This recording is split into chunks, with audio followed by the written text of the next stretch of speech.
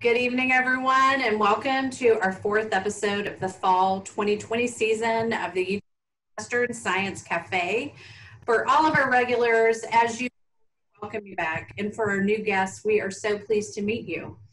I am Jenny King. I'm Director of Public Affairs here at UT Southwestern, and on behalf of my colleague Corey Tovian and our guest speaker, Levi, thank you so much for joining us tonight. Science Cafes are online conversations where we take you on deep dives into science topics. The format is casual, and our speakers are both UT Southwestern faculty and invited special guests. We encourage you to ask questions and engage with us during the program. This evening, we'll be discussing the science of scars from healing to bone. Thank you in advance to Associate Professor Dr. Benjamin Levi for being speaker tonight. He's going to be really helping us learn about burn care, scars, and how. Before we begin, there are always technical matters to mention, so here we go. Go ahead and mute your microphones right now to help with audio clarity for everyone, and just unmute yourself when you are called on to ask a question. We encourage you to utilize the chat feature to list questions for Dr. Levi. We will call on audience members to ask those questions following his presentation. Finally, Corey will be facilitating our Q&A. And I guess an extra reminder, we cannot answer personal medical questions, but we would love to hear from you with your general questions. And with that, I am pleased to officially introduce our presenter, Dr. Benjamin Levi. He is new to UT Southwestern, Associate Professor in the Department of Surgery and Division of Chief Trauma, Acute and Critical Care Surgery. He's the Director of the Center for Organogenesis, or CORT, at UT Southwestern. And he specializes in reconstructive burn surgery and scar reconstructive surgery. His interests are funded by the National Institutes of Health, the American College of Medicine, and the Department of Defense, among others.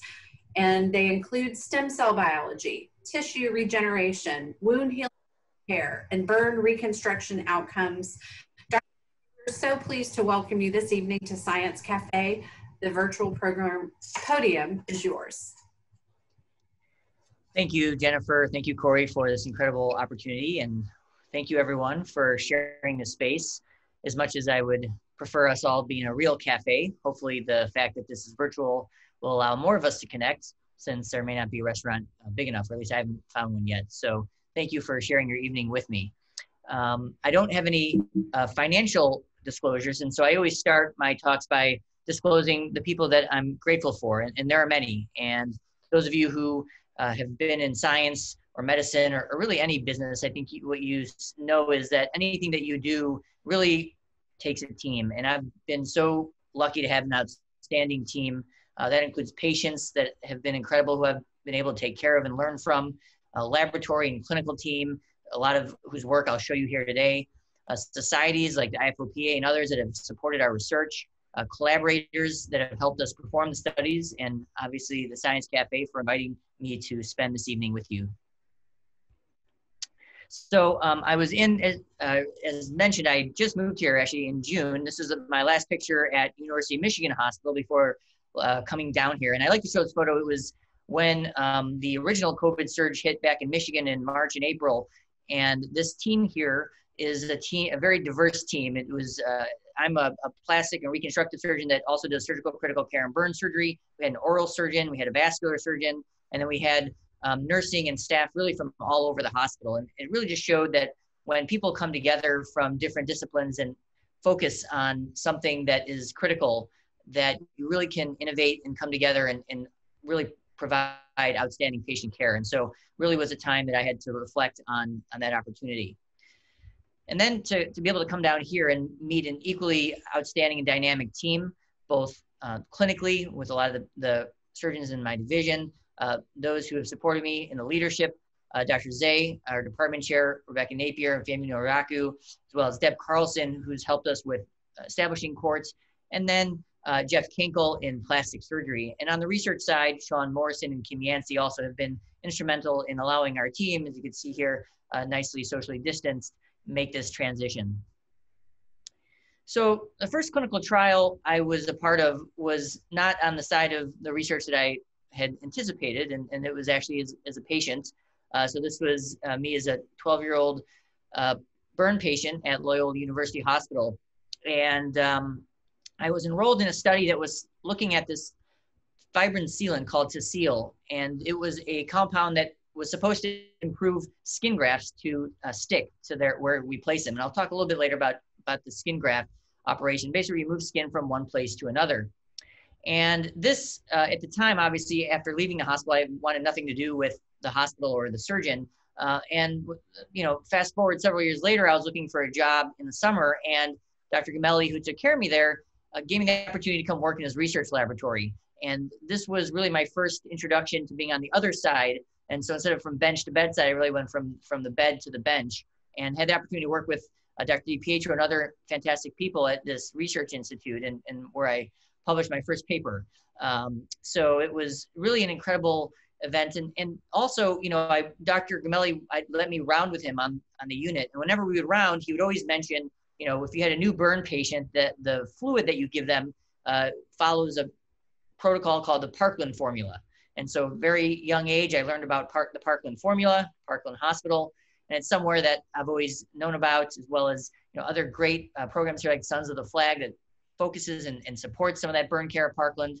And then when I got here and took my first call at Parkland, it was immediately obvious why Parkland is known and UT Southwestern is known as a center of excellence in burn care. Really outstanding people dedicated to the cause. And so it's been a true honor to make that transition here. So, it's been over 30 years from when I was burned to when I'm looking at burns now as a clinician. And we really haven't come that far with how we make the assessment of whether a burn is deep and needs surgery or is superficial and doesn't. So if you have a burn injury and you roll up into the Parkland Hospital here and see one of these fine surgeons that I work with, we will take a look at the burn and we'll make a guess based on our clinical assessment of what that burn looks like.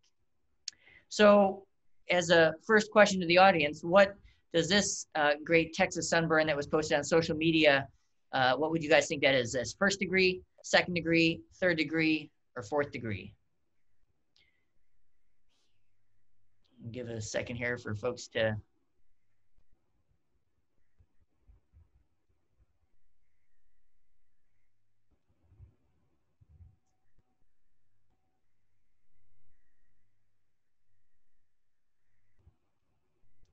So actually the right answer won out here by 1%. So first degree burn, assuming that this guy doesn't start to peel and lose skin. So if it just a sunburn is really a first degree. Second degree is when you start to peel and lose the top layer of your dermis. And then third degree is when it goes completely through the full thickness of the dermis. And so it's the deeper second degree and third degree that really are the ones that end up needing surgery.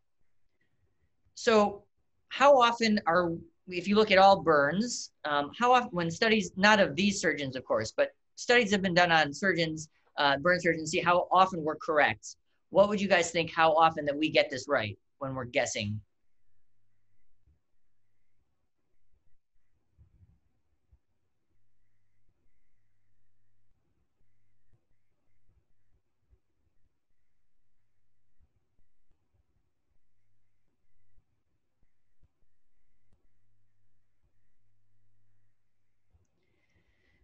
Excellent. So yeah, so even though Dr. Arnaldo's been here a long time, and I'm sure has a much higher batting percentage, we bat around 60-65% of the burns that we are assessing that we actually get it right.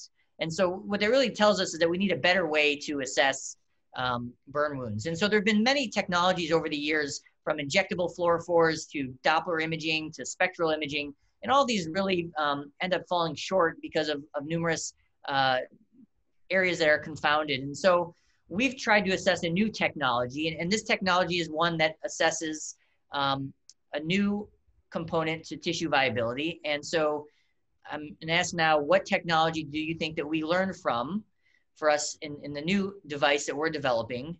Is it a device that came from people studying forest fires, those assessing meat quality, or facial moisturizers?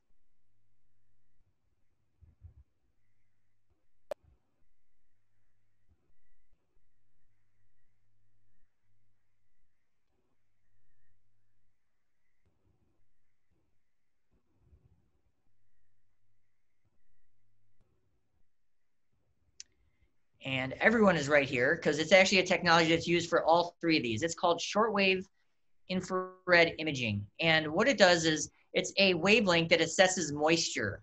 And so what it allows us to do is to look at a burn. And so, you know, most of what we use, so if you've ever been to the hospital, had a pulse ox imagery on your finger, or you've ever had any ultrasound imaging, a lot of that stuff is in the near infrared and visible spectrums. Shortwave IR is higher in the spectrum, and it assesses tissue moisture. Because I made the observation in my fellowship that burns that have more tissue moisture tend to be more viable, whereas those burns that are dry tend to be more full thickness burns. So what we're developing now is a camera that has LED lights attached to it, and it will assess a burn wound, and it will tell the surgeon what areas are viable and not viable. And then it'll shine a laser back down onto the patient to let them know which areas of the burn should be excised and which areas should be kept intact. So how big is this device? And so do you guys think it's the size of this is, you know, dates me a little bit, the Canon EOS Rebel from Andre Agassi's old commercials, the size of a satellite, or the size of these devices now that you can use for your iPhone?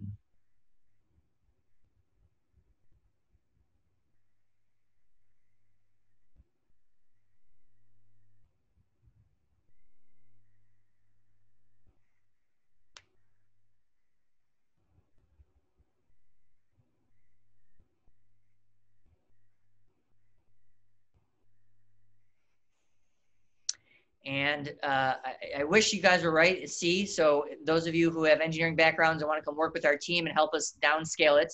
Unfortunately, right now it's about the size of a Canon camera. This is what it looks like. I can see here. And this is where we initially validated, and we're using a pig model, since pig skin is the most similar to human skin.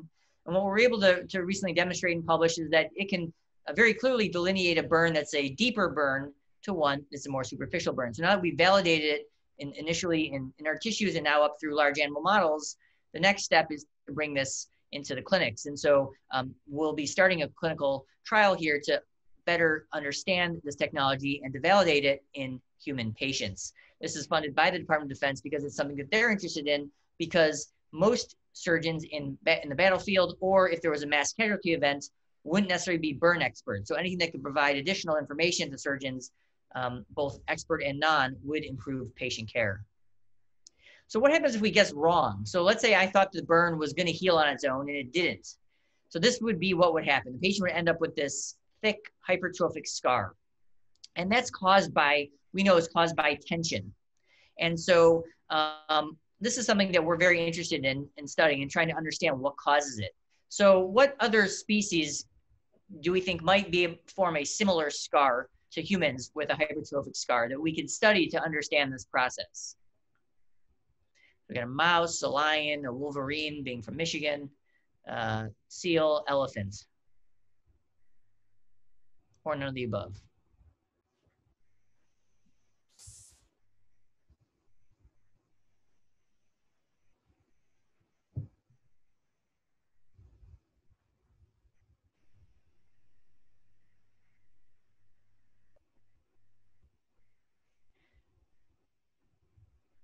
All right, and the answer is none of the above. And that's why it's so hard to study, because there really aren't, no other animals form hypertrophic scars. So what causes it? So we know that when you have an injury, you have inflammation, right? So immune cells come in, they try to fight off infection. The cells there then start to repair. And if you don't get that wound closed fast, then those cells think the wound is open and they continue to proliferate. And so you end up with this. And so that's why when you have a burn and we try to get the wound closed quickly. So usually we say within the first 3 weeks, you need to make sure that that burn wound is closed. We try to minimize infection. So we'll often use different antimicrobials, and then we'll try to reduce the inflammatory phase. So once it forms, what can we do to help it? So there are different technologies. We can expand and excise the scar, and I'll go through that in a minute. We can lengthen the scar with rearranging tissues, release the tension and add new tissue, or we can rehabilitate the tissue with lasers. So this is what I did primarily in my residency training, because this is really the only thing we had for these burn patients. And so what we do is we put in these tissue expanders, which are like balloons, and we blow them up. And then we can put them in either with minimally invasive surgery, where we put a small incision, use an endoscope and place these. And then we can excise the tissue, the scar. And so basically, you're taking the normal tissue and increasing its size so you can excise the scarred tissue. Now, what we've noticed is that we're really trading one scar for another. So I think this illustrates, so this is what it looks like, right? So this patient has the scar on their neck. We put in these tissue expanders, blow them up, and then we cut it out. And I think what you could all see, similar to the picture I showed you before with the other patient, we're really trading one scar for another. And is it really better? And I think what we could see is that sometimes, when we do this also, there's even by dragging normal tissue into a new place, you change the entire anatomy of that patient. And so we really were wondering, is there a better way that we could do this? And luckily someone figured this out. And so when I was doing my fellowship in Boston studying burn reconstruction, Rox Anderson and Matt Donlan started to validate this new technology for laser treatment of hypertrophic scars. And they published this paper, which is a protocol for how to treat these scars. And so if someone comes to you with a red scar, it tells you to use a pulse dye laser. And pulse dye laser is a laser that targets red. So it's at a wavelength, like I showed you earlier, lower than the shortwave IRs, around 580 nanometers. And it will heat up everything that's red. So what causes the scar to be red is the capillaries that are close to the surface. So this will cause those capillaries to burst, inflammatory cells come take it away, and the redness goes away. So this is a patient that I treated. So she had a burn wound on her hand. You can see it's red. We treat it with a pulse dye laser, and it gets better. Now, what if it's red and thick? So this is a more common scar that we see. So it's red and raised. These scars are thick. They're itchy. They're painful. Often they can restrict motion of the patients. So for this patient, the protocol recommends using a fractional CO2 laser. And so this is what that fractional CO2 laser looks like. Thanks to Dr. Kenkel, I've been able to have one here. And there's two hand pieces. One hand piece is it's called the deep or scar effects, and it pokes holes. It makes these basically big holes in the tissue. And then there's a superficial hand piece, and this one hits just the surface. And so this is more to smooth out the contour that we see on the surface. And so it looks like this after you treat. And so this is a patient before on your left and after on your right. And you can see is that just with 2 treatments, we can really improve and remodel the scar. And so these surgeries, they are same day, you go home the same day, no post-op restrictions. And it's a very, very quick and routine procedure. Another pre and post-op patient, another pre and post-op. See here again, getting rid of that redness, and this is a patient that had burned themselves on an old burner. And you can see it really helps that scar go away. Here, another patient where we're taking that red scar, treating it with pulse dye and CO2 for the thick areas, and we can really remodel that scar and improve the quality of the scar.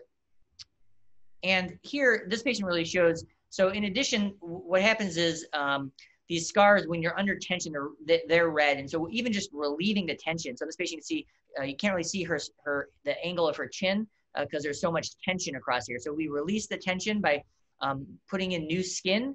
We do local tissue rearrangements where it's called a Z-plasty. So basically you're borrowing from the width of the skin to lengthen the scar. So you're taking the tension off by lengthening the scar. And then we laser it. And you can see it really just remodels that tissue.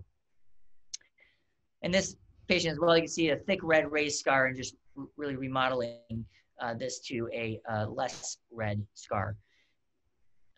This kid here, so this is a common thing. We see a lot of kids that fall either onto a bonfire or put their hand on a fireplace, probably more so in the Michigan winters. And what we do there, again, we release the tissue, rearrange the tissues, and then laser that scar. And we can get a patient who's unable to extend their hand to one where they can fully extend. And I've noticed that people are asking about other types of hypertrophic scars, and this does work. It's actually a great question. And as I was leaving Michigan, we started to do this in other cases. So there's a patient with rhinophyma.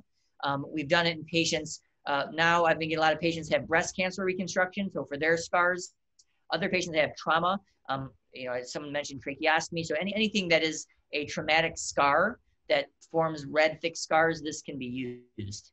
So we studied this initially in our burn patients. So we said, how does this improve the pain the patients have with scars? We got about a 50% decrease in pain, about a 50% decrease in the tightness, and about a 50% increase or improvement in the pruritus or itchiness of their scars. So it really does improve, and it allowed us to build a program there. And now, so that is what the patients tell you. But what about objectively? Are we actually doing something from an objective standpoint? So this group at UNC did a really nice job, and they used what's called the Vancouver Scar Scale. And that looks at pigmentation, vascularity, pliability, and height. And they studied 147 patients and showed that after one treatment, they got about a 50% improvement in the nature of the scar. So this really is a new, has really changed the way that we approach burn scars that wasn't there when I went through my training. And it's really been great to see how this improves the patient care and decreases the struggles that some patients have with their scars. And so now we're doing this at the outpatient center again in collaboration with Dr. Kenkel and the plastic surgery department and our department over here. So then the question is, the scientist in me wants to know, well, what is it that is actually causing this? And is this the best technology to be using? And so this is an image, an electron microscopy, showing that the depth and injury of the scar. So it goes about 4 millimeters deep, so completely through the dermis in some cases. And what we think it does is it reorients the collagen that's there. And so that way the collagen, which previously was not aligned because the wound was under a lot of inflammatory response, so the collagen is just getting there, it just wants to get the wound closed as quickly as possible. It doesn't care what the scar looks like. In the same way, if you think, historically, if you a saber-toothed tiger rips someone's arm off, you want that wound to close as quickly as possible. You don't care what it looks like, but you don't want infections. And so we think that when you break up that scar, so now a patient comes 6 months after their injury, which is usually when we'll start these treatments. Now, when you reconfigure the collagen, you have a normal wound healing response.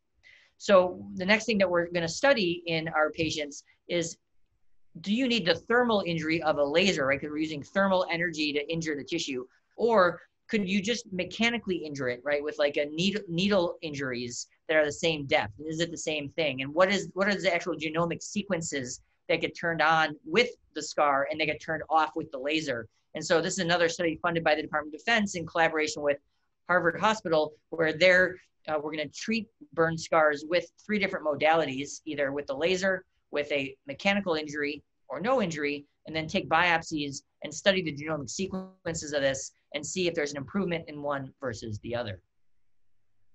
So what if you have too much scar and bone, right? So skin isn't the only area that has exuberant healing after an injury. And this is a patient that was a burn patient I took care of, and he survived a 70% burn. And then when he came to our plastic surgery clinic, he was unable to extend his elbow. And that was because he had developed this process called heterotopic ossification, or basically bone forming outside of the skeleton. And this limited his ability to extend his elbow. So, what do? We for these patients, we, release the skin, we move muscles and tissues around. And even when we do this, so, even though we're able to improve these patients to, from here to here, I think you'd agree that even this, you'd want better range of motion. And so this isn't something that just afflicts burn patients. In fact, the most common injury that is seen is hip replacements. And so, there's over 600,000 hip replacements performed every year in the US. 20% of new hip replacements will develop this process, 80% of repeat hip replacements. The highest incidence is in patients with blast injuries. So again, patients with IED explosions, that we saw a lot of these after Iraq and Afghanistan, patients with spinal cord injuries and traumatic fractures. So what animals do you guys think form heterotopic bone as part of their normal development? A, our gator, B, our snake, and C, porcupine.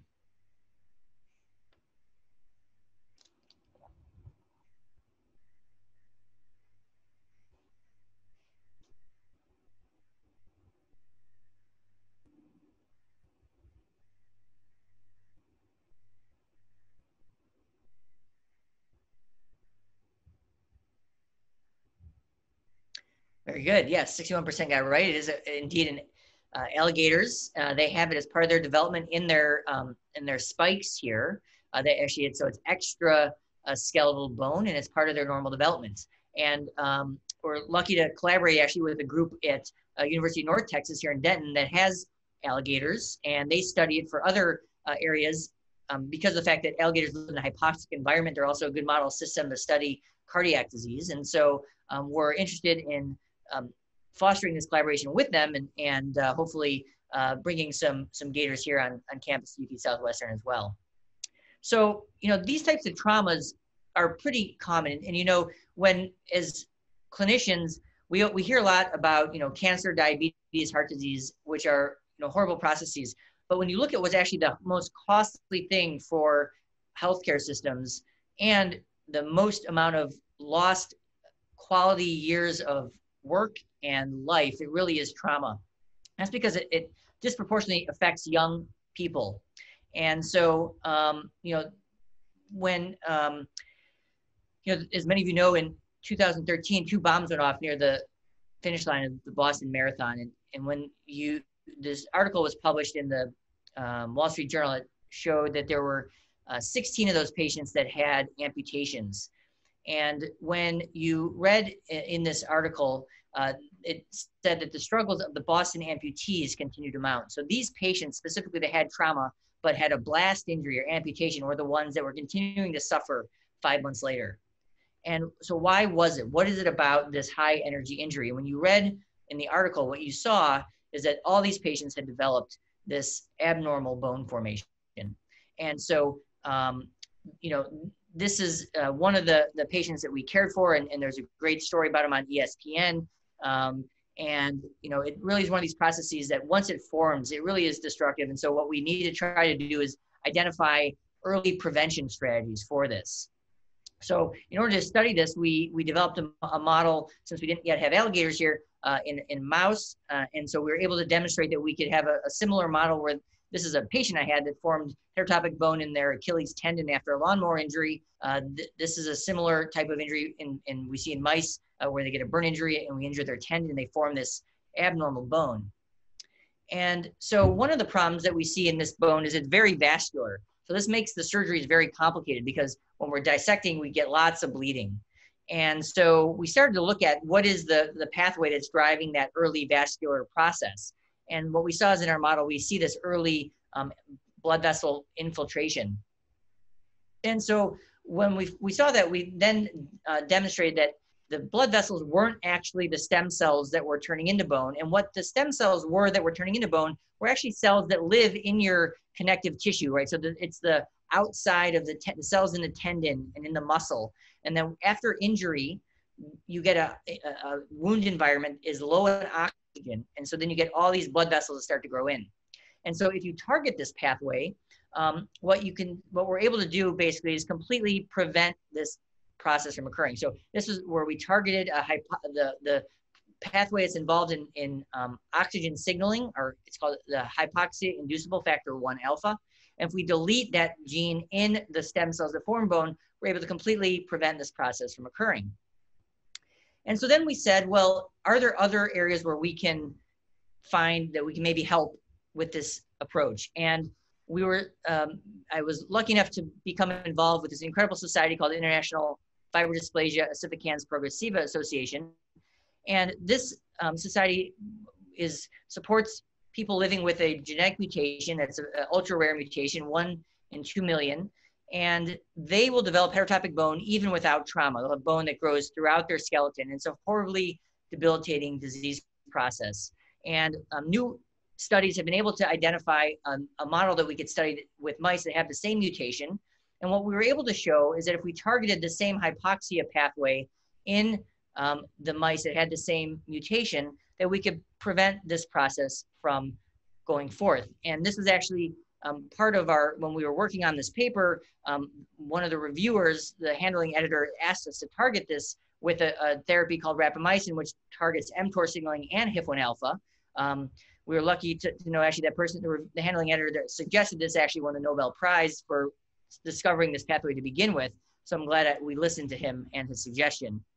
So, what's so wonderful about this association is that then they have drug development forums, and there's been several clinical trials that have resulted from that, both one of these therapies in addition to several promising therapies from Regeneration and other companies right now that are in clinical trials. And so it's really a great society to see how they've taken scientists, patients, and clinicians together, as well as pharma, and to be able to move the field forward. And we're hoping to establish a center of excellence here in Texas for people living with FOP.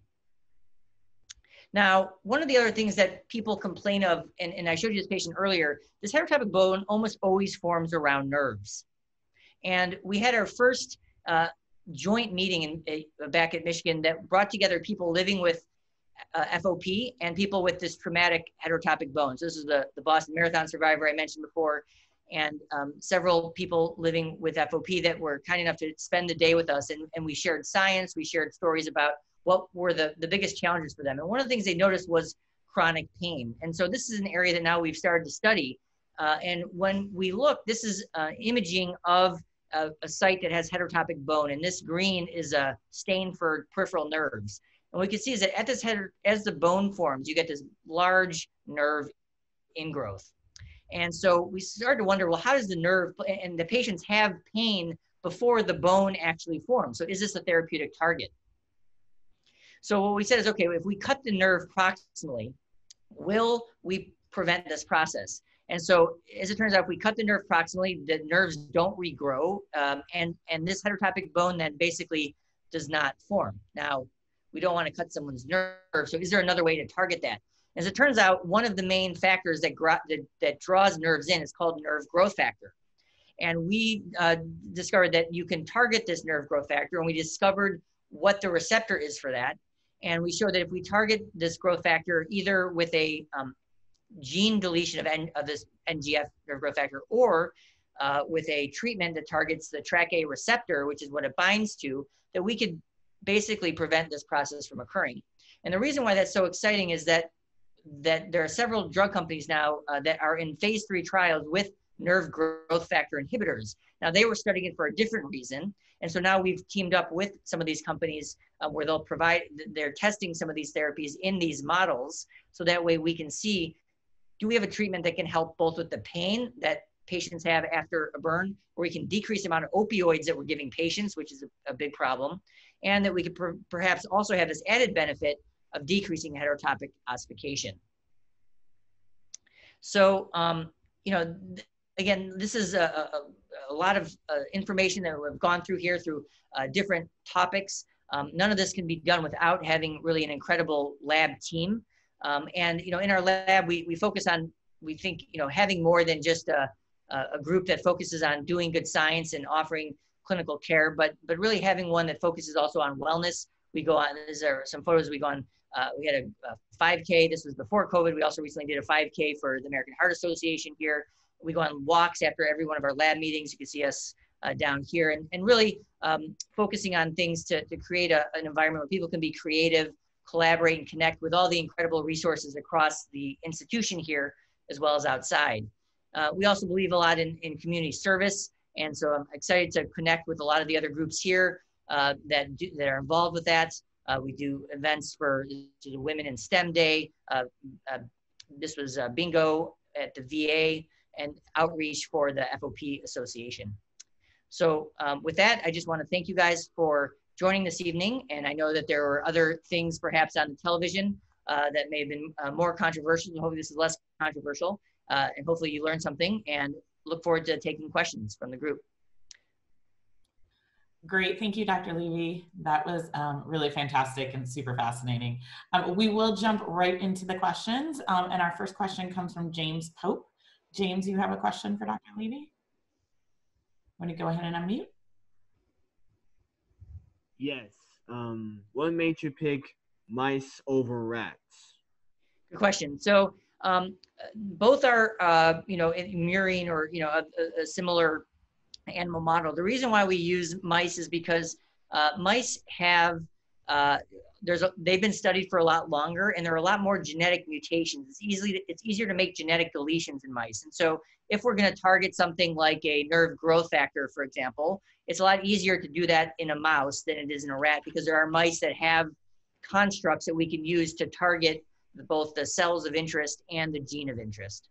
Excellent question. Now, that said, there are groups that use rats. So we collaborate with a group at the Department of Defense, and they use a rat model, and they do one that's more similar to combat injuries with IED explosions. And so for them, doing some of those larger injuries, you can't do it in a mouse because they're too small. So they use rats. Thank you. Our next question comes from Mary Lenendecker. You have a question for Dr. Levy? Hi, Dr. Levy. Thank you so much for your presentation tonight. I wanted to know if you could please share any knowledge or insights that you might have about the developments in tissue regeneration studies that are currently performed in microgravity environments on the International Space Station. Great question. It's actually as it pertains to burns, for tissue regeneration, there are a lot of products out there that people are using to try to improve skin regeneration. And really, what we found is that the best thing you can do is to keep a wound clean, optimize the environment, and the things you can do by preventing infection and getting the wounds, getting the wounds closed as quickly as possible. Unfortunately, right now we don't have any magic things to like spray on, and every week you'll see a new thing, whether it's like tilapia skin or papaya root, and I get I think probably my mom who's listening will send me a new one every week of like, is this really a thing?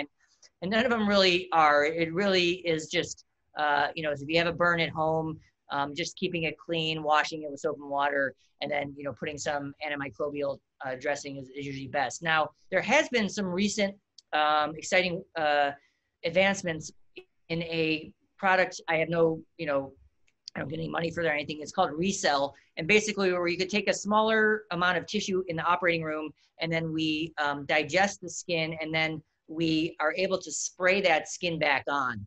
And what that allows is if someone has a really big burn and we don't want to take a lot of skin, or they don't have a lot of skin for us to take, we could use less skin and then spray the skin over. And we can also spray that skin on the donor site to get that donor site to heal more quickly. Now, microgravity is a great question. And I took some slides out of here because I was worried about time. But one of the things that we were interested in was the fact that in burn patients that develop heterotopic ossification, they almost always develop it at sites of movement and loading. And so we actually asked the question, what if we immobilize a joint? How does that affect the cells that are there? And so we basically created this little immobilizer for mice. And what we showed is that when you immobilize an injured limb that would normally develop heterotopic bone, and this is work done by a very talented student in our lab, Chase Begani, who what they showed is that we basically prevented heterotopic bone from forming at all. And when we looked at the cells in the region, what we saw is that we actually were changing the cells. So these cells that turn into bone can turn into fat, tendon, or bone. And when you immobilize a joint, instead of turning into bone, they actually turn into fat. And having excess fat in a joint doesn't really cause a problem in the same way that bone does. So great question. And as far as microgravity on skin, it's still not something that we know. We do use wound vacs once in a while, which is a device that applies negative suction to get a skin graft to stick. That is a great question. I'm glad we were able to use the slides, Dr. Levy, that we had moved out. Our next question comes from Sid Johnston. Sid, you had a question for Dr. Levy? Yeah, Dr. Levy, thank you, and I've enjoyed your presentation. A year and a half ago, I was burned severely by a grill and propane tank explosion. And my big question right now is there a particular time or a length of time that the regeneration of my nerves in, say, my face and my stomach and my hands will be complete? Or does that become permanent after so many years? Great question. Sorry to hear about your injury. And yeah, I mean, burns are really a tough injury. And, we're lucky here. So Karen Kowalski, who's one of the physical rehabilitative medicine doctors, is really expert in the nerve and neuropathies that are seen in patients with burn injuries. And so she, would definitely be the right person to ask that. What we know is that it can, at least from the scarring standpoint, So for like our laser interventions, for example, the group out of North Carolina, they, in addition to looking at the Vancouver scar scale I showed you after an immediate injury, they also looked at patients who were 2 years out from their burn. And even though the initial scar was not as severe, where the 50% improvement was still there. So even if you start treating a scar, several years later, you still can make a big impact. And in fact, a lot of the patients that I started caring for when I took on my practice were patients that, were treated years and years ago, and there was no laser there. And so we are able to get some improvement in that nerve pain. Now, as far as nerves regenerating, that's a part that, still we don't have great data on. We don't, we haven't made as much advancement as we'd like. And there are specialists, though, that are very interested in that, like Dr. Kowalski. Thank you. That was a really interesting question, and we hope that you find the care you need. Our next person comes from Ruth. Ruth, you had a question for Dr. Levi, and just a reminder, we cannot answer specific health questions about your specific condition, but we can definitely answer general ones.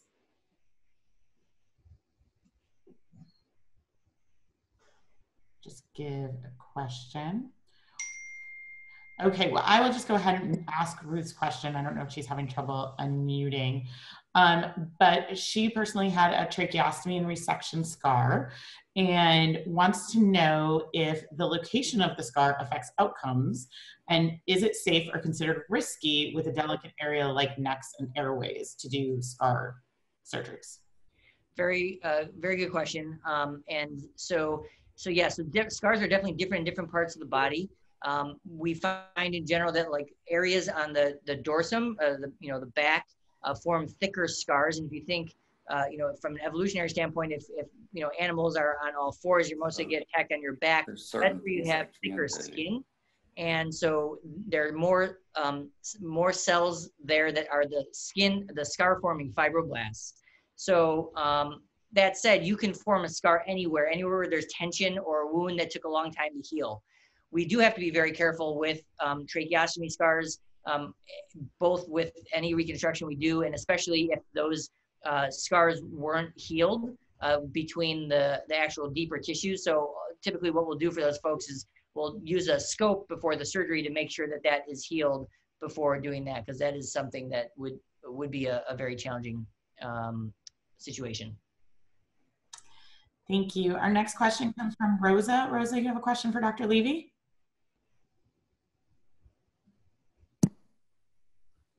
Sure. I was just wondering, does the clinic work with people who are wanting to work on their scars sort of more for appearance reasons, such as post-surgical scars, rather than just the more serious kind of movement restricting scars over a massive part of your body? Yeah, great question. So we see all scars, and in fact, the technologies for CO2 laser initially came from lasers that were used for cosmetic surgery. And what they were, though, is they were CO2 lasers, but they would burn basically the face. And so as you see, if you have like a superficial burn, it tightens your skin, right? That's part of a scar. And so that's what they would use the laser to make people look younger. Now, if someone has a burn, you don't want to do that, or a scar that you want to remodel. So what the real advance was they made it in a fractionated way. So what that means is that instead of, if you had let's say a square, instead of lasering the entire square, you just get a bunch of the little holes like I showed you. And so what that does is it doesn't cause a big injury. You're just causing targeted injuries that there's enough normal tissue around it to remodel. So we see both basically the full spectrum. I don't do cosmetic, as far as like cosmetic surgery to make people look young, and there are folks within plastic surgery that I collaborate with that do that. We do, though, any type of scar that someone would be faced with. I'm actually going to go to one of our questions we received in our email box as well before moving on. Dr. Levi, do we see any differences in the way men and women scar? Is there any difference with hormones or anything like that? That's a great question. I don't know enough, or we don't, the scientific community doesn't know enough about that. I think it's a really interesting question, and you know, I'm glad my research lab here is part of the dermatology, on one of the dermatology floors. So I'm hoping that that's something maybe we could think about and collaborate on. With regards to heterotopic ossification, though, that actually is more common in men than women, and then we do think that it has to do with some of the hormones, and testosterone being a more inflammatory hormone, and that is the reason why we see it. Now, you know, obviously we're able to control for that in the lab, looking at different male versus female. In human patients, we also, the data suggests that, but you know, usually what we see is a lot of the higher energy injuries are skewed towards males or females. So what we've published, though, is that if you control for all things, that it does seem to be more common in men than women. And one other question that came into the email box are, when should someone consider seeing a burn specialist versus just seeing their regular primary care physician who can treat a burn? Good question. So I think, you know, if you're concerned, obviously we're always here to see folks. Typically, if it, usually they'll start to refer patients to us if it's anything, you know, deep second degree, third degree, sometimes even just superficial secondary. So once the skin starts peeling, if it's over a big area, you know, we have certain criteria for, you know, referral to a burn center that usually the patients will have. So let's say you, like, you know, burn your finger on the stove, probably primary care surgeon. But if you have like a fair amount of grease that splashes on your arm, you know, or, you know, boiling water, and, you know, kids in general, you know, we try to see those burns in any like sensitive places, cosmetically sensitive places, hands, face, and otherwise. So, you know, I would say that kind of simple things, you could probably ask them if you're concerned, and especially if it's not healing within a week or two, then you really want to seek out a specialist. And I think, you know, also, you know, I think what's unique about our center here, the burn centers, that we have kind of a full array of surgeons, both general surgeons, plastic surgeons, and because you want to really have a multidisciplinary team, and that's what's so great about burns is that, you know, when we round, we have pharmacists and therapists and rehabilitation doctors and psychiatrists and you know, medicine doctors, and so you really get a full breadth of experts. Thank you. Moving on, Emily Naftali, you had a question for Dr. Levy about some treatment options? Yeah, hi. So I worked for years as a PA in urgent care and ER. And, you know, we, for first, second degree burns, we always use the Silvadene cream. And then lately we've stopped and just switched to antibiotic ointment because we were told that that's how the burn centers were doing it. So really, we're not using Silvadene cream at all anymore. So I wanted to kind of get your thoughts on that, if that's the right thing to do. I have a couple other related questions too. Yeah, that's a great question. And yeah, I think that you know, at every burn meeting, there's always the, you know, argument of what to use for burns, and every treatment, every topical is the right one, and everyone's the wrong one, I think is probably the answer to that. So I think it's there's really no wrong. I think, again, I always, you know, we were taught that as long as you keep the burn wound clean and you wash it, you know, several times a day and change the dressing, and you know, keep it away from things that might cause an infection, that whatever you put on it probably is less important. So I think Silvadene or the antibiotic cream are equally effective. The only thing we will see sometimes is if you don't scrub off the Silvadene in between uses, it can build up this like film, and then that gets hard to care for. It has to be scrubbed off, and it's not pleasant. So so really, any of these, you just want to make sure it's really cleaned well between the dressing changes. Okay, and then thank you. And then just good old soap and water, or are you recommending HIBA-cleanse to patients, or is it just soap and water even for second degree burns, even deep second degree? Any antimicrobial, non-scented soap. So Dial works great. Really any soap, HIBA-cleanse would be great. Any of those. Okay, thanks. And then this, you know, we don't need to do antibiotic ointment or Silvadene for first degree burns, right? I mean, those are just correct. What are you recommending? I mean, for that, just moisturizers, and that, you know, gets back to, you know, scars too, right? So things that you can do to improve, you know, to decrease scarring. And I didn't mention this earlier, but, you know, suntan lotion, moisturizer, keeping it out of the sun. are things that you can do to really optimize how your scar will heal. Okay, thanks. What are your thoughts on aloe vera? Doesn't work? Doesn't do anything? I think it's, I think aloe's, it's one of those things I think falls in the bucket of like, can't hurt, but may help, may not, whether it's better than any other topical. There are no studies that I've seen that are definitively, saying that that's what you want to use. Okay. And then same for, I guess, Aquaphor, as far as, second degree burn that's maybe healed and closed and the wound's closed now, putting Aquaphor on it, BID. Yeah. Yes, still to that. Yes, right? Yeah, Aquaphor, Lubriderm, any of those are good options. Well, thank you. Those are all great questions, and we are going to move on just so we can get to everybody tonight. Peggy, you had a question about surgical scars. Was that already answered by Dr. Levy, or did you still have additional questions? Yeah, I think for the most part, I mean, it sounds like you're talking about CO2 laser for surgical scars that can help out with that. That's right, yeah. CO2 and pulse dye, yep. Okay, and then I was going to ask about biocornean. Are you familiar with that? What's that again? I have biocornean. Mm-mm. No, haven't heard of that one. Okay, that was recommended by a plastic surgeon. So I didn't know if you know of some creams, other than what we just talked about, Lubriderm and if there's anything else. There are lots of things out there, and we used to have, in our plastic surgery clinic in Michigan, have like the latest and greatest. And, when you go to like the plastic surgery meetings, that they'll have all these different creams, and, there's no data that supports any of them over just Lubriderm and Aquaphor. So I usually, especially because it's the cost of those are usually pretty high. I don't think that there's a cost benefit to some of the fancier creams that you'll pay more for. Okay, and then I was going to ask, can sometimes multiple CO2 laser treatments help? If it doesn't help a lot the first time, then as you repeat them, can it get better on the scars?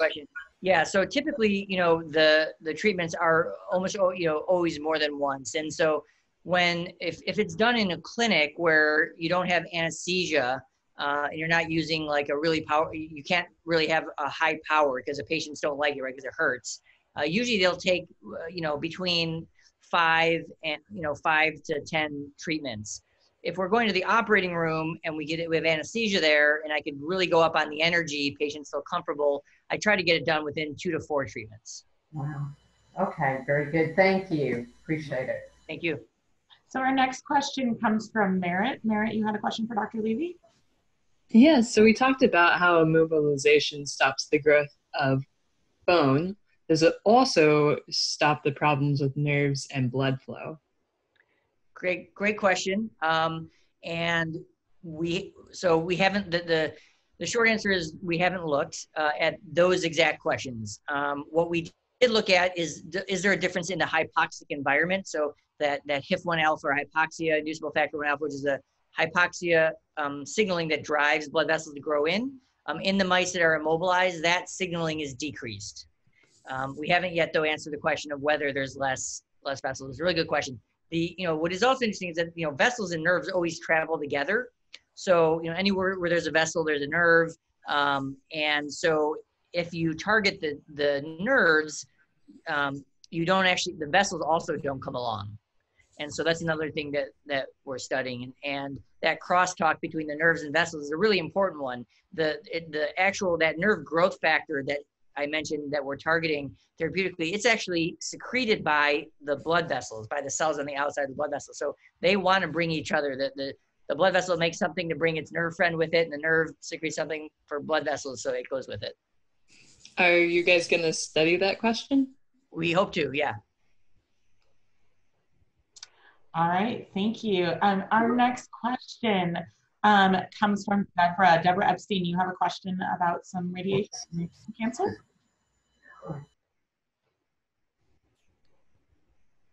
Just a second. Give Deborah. Hi, thank you.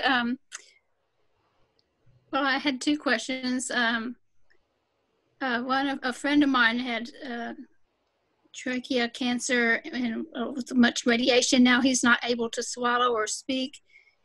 Can you, from the scoring from the radiation, is that something your clinic could work on? Good question. So radiation fibrosis is a big problem, one that is really a difficult one. We don't have, great treatments for it. Some of the things that have been, there are some things that the dermatologists have in their armamentarium to help with that. I have seen other folks that will do something called, depending on the amount of fibrosis, something called fat grafting, where we take fat from one place and then move it to that tissue. The thought is that improves kind of, blood flow and pliability to that tissue. Or actually, someone that previously worked in my lab is studying that process of radiation-induced fibrosis. It is something that we'd be happy to see. As far as the effect on the voice and stuff like that, that would be probably something more for an ear, nose, and throat physician. And the silicone gels, are those good? Yeah, silicone gels I think are like the cream sold in clinic, in that they're really expensive, but the data doesn't support their use over any other bandage. All right, and our last question, just because we are starting to run out of time, comes from Gabby. Gabby, you had a question for Dr. Levi? Hi there. Yes, I wanted to know if any of the methods that you've shared with us tonight can be used on keloid scars. Yeah, that's an outstanding question. Yeah, so keloids are also one of those things that are really difficult, even more difficult than hypertrophic scars, because it's not just formed at the time of an injury. That people that have keloids, they'll continue to grow even after an injury stops, right? So usually for like a hypertrophic scar, like inflammation stops after a certain number of weeks, but keloids, they continue to grow, and it has to do, there's what we think is a mutation in the cells that they don't know that they're supposed to stop healing the wound, and so they keep thinking they need to heal the wound and laying down more collagen. And the reason why that's such a challenge is because when we cut it out, it oftentimes comes back. Or, if we cut it out and then we close the tissue, right? Now we have less tissue, we're putting more tension, and tension actually makes it worse. And so then the keloid comes back. So keloids is something that we have not made enough progress on as we would like. Things that we try to do to prevent them from coming back or for treating them. So if they're a red keloid, then sometimes the pulse dye laser, in addition to steroid injections, can help. With cutting them out, there's some things that we'll do afterwards to try to prevent them from recurring, is treating them with radiation, or there are other therapies now that some of the dermatologists will have that we'll collaborate on for that. So still something that is worth talking to clinicians about. It definitely, though, has not come as far along, and the lasers are not as effective on keloids as they are for hypertrophic scars, unfortunately. Thank you. We're going to pass back to Jenny to close us out. But before we do that, Dr. Levi, someone had asked if you could share that outpatient clinic information again. Oh, yeah, let me get there. Yep. While he's doing that, I just want to thank everyone. This was fascinating, and I know we have more questions that we can't get to tonight. Thank you for mentioning the alligator research. Everyone in my office is particularly interested in that, but knowing Parkland's renowned— We'll keep the gators in we'll keep them in your office when we get them here on campus to study them. Sure. Sure. Anyway, it was fascinating. Thank you so much. For everyone who joined us, thank you for joining us, because we know the debate's about to start. Our next one is on Thursday, November 5th. We're going to be recognizing Movember and Men's Health Month with Dr. Aditya Bagrodia. He's going to be talking about prostate cancer and other related issues.